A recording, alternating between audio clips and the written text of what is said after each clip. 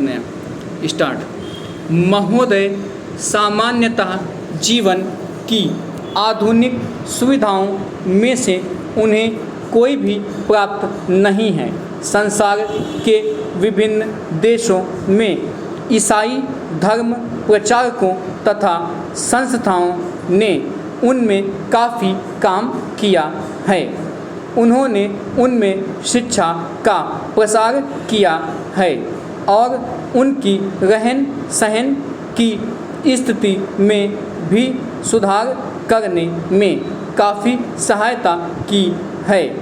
ईसाई धर्म प्रचारक उन्हें ईसाई बनाने में भी सफल हुए हैं।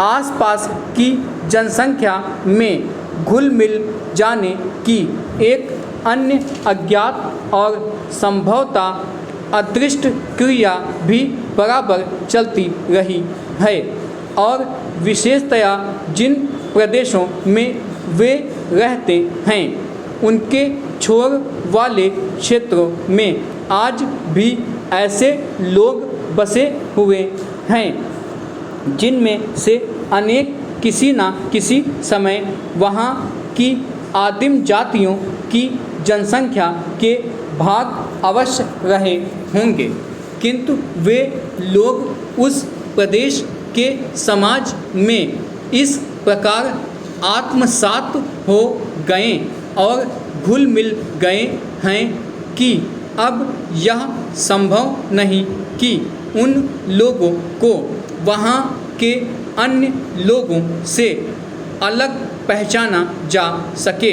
मेरा अपना यह विश्वास है कि आदिम जातियों और अन्य भारतीयों के बीच बहुत काफ़ी रक्त अभिमिश्रण हुआ है और यदि कोई यह कहे कि उदाहरणार्थ तथाकथित बिहार के हिंदुओं की उच्च जातियों में से अनेकों में ऐसा अभिमिश्रण नहीं हुआ है तो वह सचमुच में ही अनुचित साहस करने का दोषी होगा। ऐसे लोगों का अभाव नहीं है जो अपने स्वार्थ के लिए इन लोगों के शिक्षा में पिछड़े होने के कारण इनका शोषण करने में रुकते नहीं।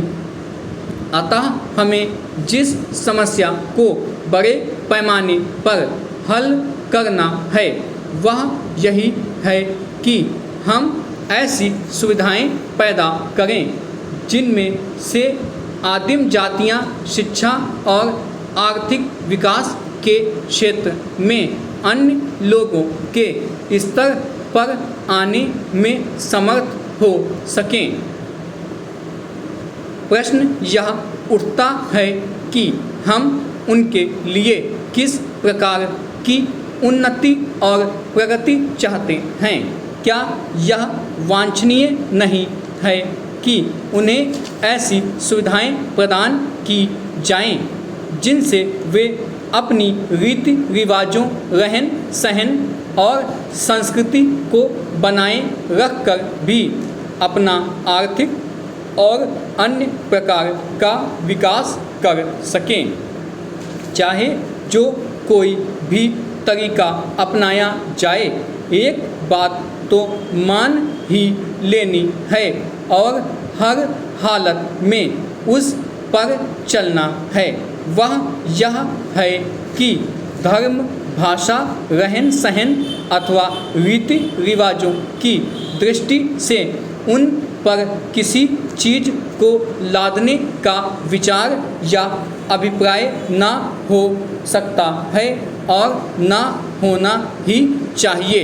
यह बात बिल्कुल न्याय संगत नहीं हो सकती कि हम उनकी इच्छा के विरुद्ध कुछ भी उन पर लादें।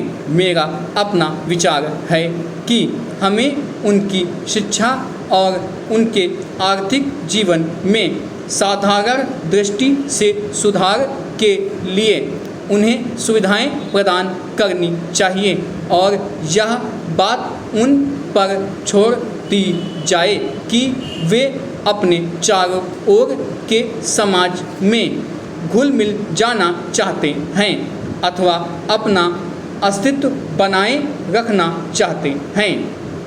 अपने यहाँ की रहन सहन की विभिन्नताओं के कारण भारत में आदिम जातियों के लिए इस बात के लिए पर्याप्त अवसर हैं।